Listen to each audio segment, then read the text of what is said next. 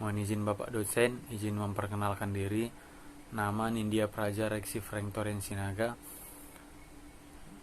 NPP 300134 dari kelas G5.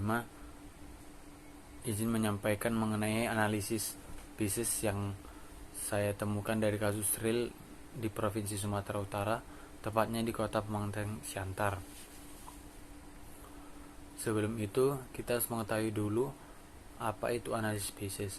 Analisis bisnis adalah kerangka yang dikembangkan oleh James Waterby untuk menganalisis sistem manual maupun terkomputerasi. Analisis ini dilakukan kepada konsumen dan pihak internal. Analisis bisnis digunakan untuk menganalisis sistem yang berjalan dan sistem usulan.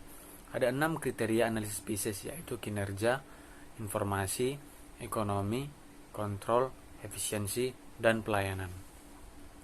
Analisis ini merupakan cara untuk mengidentifikasi dan memecahkan permasalahan yang terjadi pada suatu sistem yang berjalan.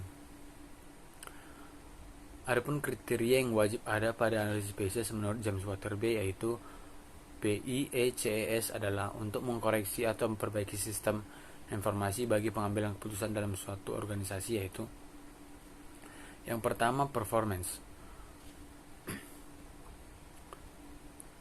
Yang pertama dibahas adalah produksi, jumlah kerja selama periode waktu tertentu.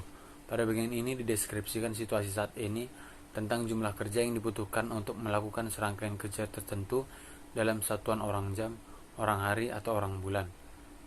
Kemudian ada waktu respons, penundaan rata-rata atau transaksi atau permintaan dengan respon ke transaksi atau permintaan tersebut. Pada bagian ini dideskripsikan situasi saat ini tentang waktu respon yang terjadi ketika ada suatu transaksi yang masuk hingga transaksi tersebut direspon untuk diproses. Penundaan ini bisa terjadi karena antrian dalam pemrosesan transaksi-transaksi sebelumnya. Kemudian ada informasi. Kurangnya informasi yang diperlukan, kemudian kurangnya informasi yang relevan. Kemudian ada ekonomi, yaitu secara umum keuntungan-keuntungan yang didapat ketika menerapkan sistem informasi. Selain yang tersebut, yang masih ada lagi keuntungan-keuntungan yang lain secara yang lebih lengkap diidentifikasikan, sehingga pada bagian ini deskripsikan manfaat yang akan didapatkan ketika menerapkan teknologi informasi atau sistem informasi dalam menjalankan proses bisnisnya. Kemudian yang keempat adalah kontrol. Pada bagian ini dideskripsikan situasi saat ini tentang kendali terhadap aliran data dan informasi ketika keamanan atau kendali terlihat lemah, sehingga data dan informasi rentan terhadap pemanfaatan kepada pihak-pihak yang tidak berwenang. Yang kelima ada efisiensi, di mana data yang berlebihan diinputkan dan diproses juga informasi yang dihasilkan secara berlebihan akan membuat sistem tidak akan efisien dalam penggunaan sumber daya. Sumber daya dapat berupa sumber daya prosesor, memori, ruang penyimpanan, listrik, personel, dan lain-lain. Kemudian ada servis atau pelayanan. Pada bagian ini deskripsikan situasi saat ini tentang layanan yang disediakan oleh sistem yang berjalan saat ini. Contoh kasus analisis bisnis yang ada di Kota Pematang Siantar yaitu melalui aplikasi Si Cantik untuk perizinan tenaga kesehatan dan pangan industri rumah tangga di Dinas Penanaman Modal Siantar Marimbun dan sebagai teknis Dinas Kesehatan. Kita bahas mulai dari kerangka bisnis. Yang pertama itu performance atau kinerja.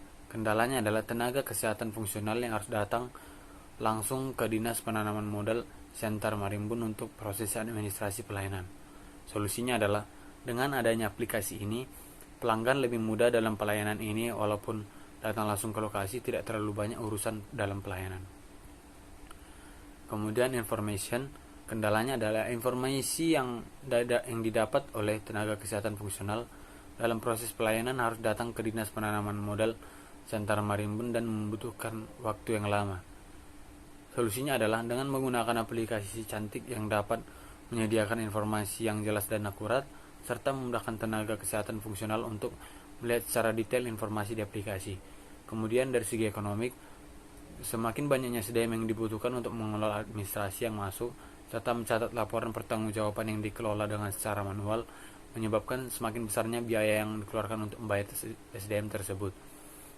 Solusinya adalah dengan adanya aplikasi ini maka semua data dapat dikelola secara otomatis oleh sistem sehingga kebutuhan untuk membayar SDM untuk mengelola data tersebut menjadi berkurang. Kemudian kontrol. Kendalanya adalah belum adanya pengontrolan informasi yang dihasilkan secara optimal berdasarkan data-data laporan yang dibuat sehingga sering terjadinya kesalahan. Solusinya adalah dengan adanya aplikasi ini pengontrolan data-data informasi dapat terkontrol untuk mengurangi kesalahan.